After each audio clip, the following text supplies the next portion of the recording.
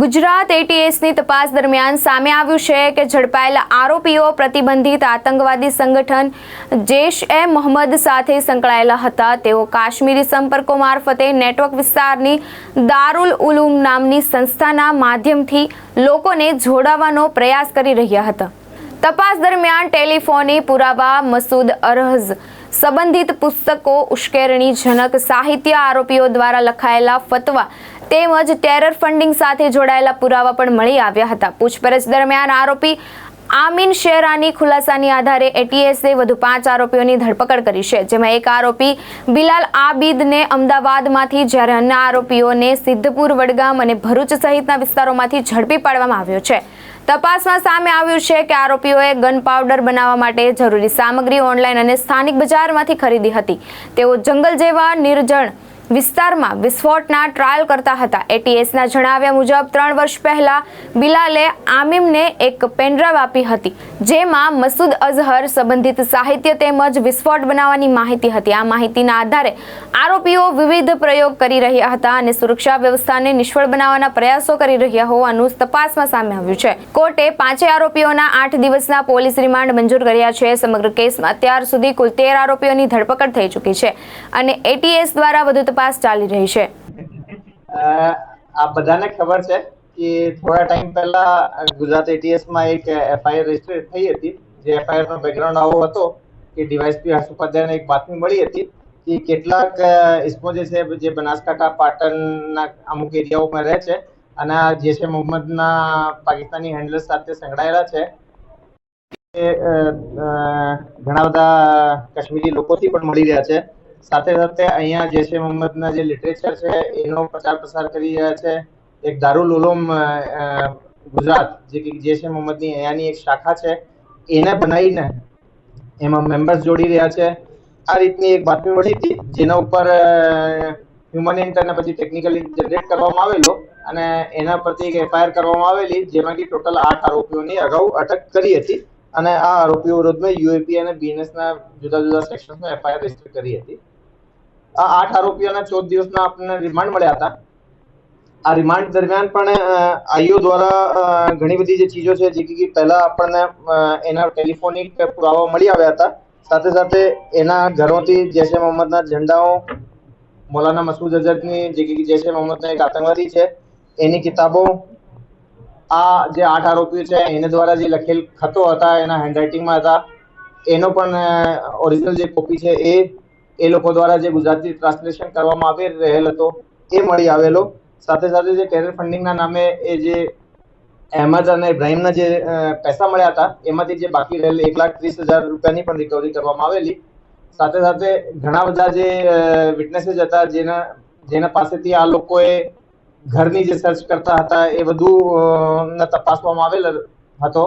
આ ઇન્ટ્રોગેશન દરમિયાન આ લોકોના ઘણા બધા જે સાથમાં ભણતા છોકરાઓ છે, બીજી રીતે આ જ રીતની માનસિકતા ધરાવતા લોકો છે, એ બાબતમાં કડી પૂછપરછ કરવામાં આવેલી। મેઇનલી બેસિકલી 2-3 ટીમ્સ મોટાભાગે બનાવવામાં આવેલી, જેમાં ડીવાયએસપી જે એસએલ ચૌધરી છે એ ઇન્વેસ્ટિગેશનને લીડ કરતા હતા અને ડીવાયએસપી હર્ષ ઉપાધ્યાય જે છે એ ઇન્ટ્રોગેશન ટીમને લીડ કરતા હતા અને બંનેના સંકલનમાં રહીને બીજા બધા અધિકારીઓ પણ એમાં ટીમમાં જોડાયેલા હતા। આ લોકોના ઇન્ટ્રોગેશન દરમિયાન જાણવા મળેલ કે જે અગાઉ પકડાયેલા આરોપીઓમાંથી એક આરોપી, જેનું નામ છે આમીન શેરા, એની સાથે અમુક બીજા પણ આરોપીઓ મળેલ હતા, જે લોકોએ મળીને જે ટિપિકલ ગન પાઉન્ડર જેને કહીએ છીએ, જેના માટે પોટેશિયમ નાઇટ્રેટ, સલ્ફર અને ચારકોલ હોય છે, એ લોકોએ ઓનલાઈન શોપિંગ પ્લેટફોર્મ્સથી પણ પરચેઝ કરે અને લોકલ માર્કેટથી પરચેઝ કરીને એના મારફતે બ્લાસ્ટ કરવાનો પ્રયાસ કર્યા હતા। એ જે બ્લાસ્ટની ગતિ પ્રક્રિયા હતી એ લોકો શીખવા માટે કરી રહ્યા હતા। એના ગામના આજુબાજુના સ્થળોમાં બધી એક્ટિવિટી આ લોકો કરી રહ્યા હતા। એના માટે એ અમુક ટાઈમર ડિવાઇસીસ, ડેટોનેશન માટે જુદા જુદા વાયર્સ અને મેકેનિઝમ એમાં શીખતા હતા અને આના એક્સપેરિમેન્ટ્સ કરતા હતા। એક્સપ્લોસિવ માટે વિવિધ સાઇઝની જે લોખંડની પાઇપ્સ આવે એ પાઇપ લેવાનો, પાઇપને અમુક સાઈડથી વેલ્ડિંગ કરાવવાનો, અમુક સાઈડ ઉપર પ્રોપર પ્રેશર થાય એના માટે બોલ્ટ્સ કરવાના, એના માટેની પણ ઘણી બધી જે પ્રક્રિયાઓ હોય છે આઈડી બનાવવા માટેની એ બધું કરી રહ્યા હતા. આજે બ્લાસ્ટ કરવાની કામગીરી છે એમાં અમીન શેરાન સાથે સાથે અહેમદ અને જકરિયાને પણ એના બાબતમાં ખ્યાલ હતો અને એમાં બીજા 5 આરોપીઓની પણ આઈડેન્ટિફિકેશન થઈ, જેના નામો બિલાલ આબિદ શેરા, મોહમ્મદ અબ્દુલ કડીવાલ, મોહમ્મદ અયુબ સુણસરા, સઈફ રઈસ મુખી અને મોહમ્મદ હસન હનીફ કારડિયા. એ 5 આરોપીઓની પણ આઈડેન્ટિફાઈ કરવામાં આવેલા. એ જે 5 આરોપીઓ છે મુખ્યત્વે સિદ્ધપુરની આજુબાજુના ગામડાઓથી વડગામ બનાસકાંઠામાં હતા.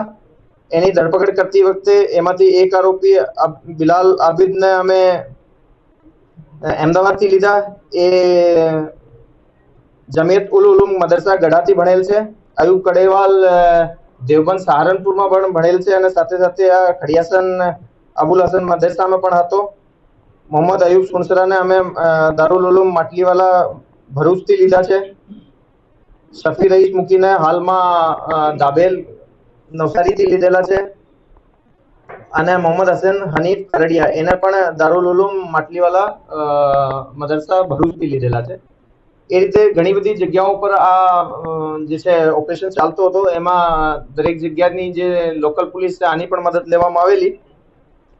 આ લોકોને કાલે અમે કોર્ટમાં પ્રોડ્યુસ કર્યા છે, વધારેના 5 આરોપીઓને, અને એના રિમાન્ડ લેવામાં આવેલ છે. 8 દિવસના રિમાન્ડ આ લોકોને મળ્યા છે.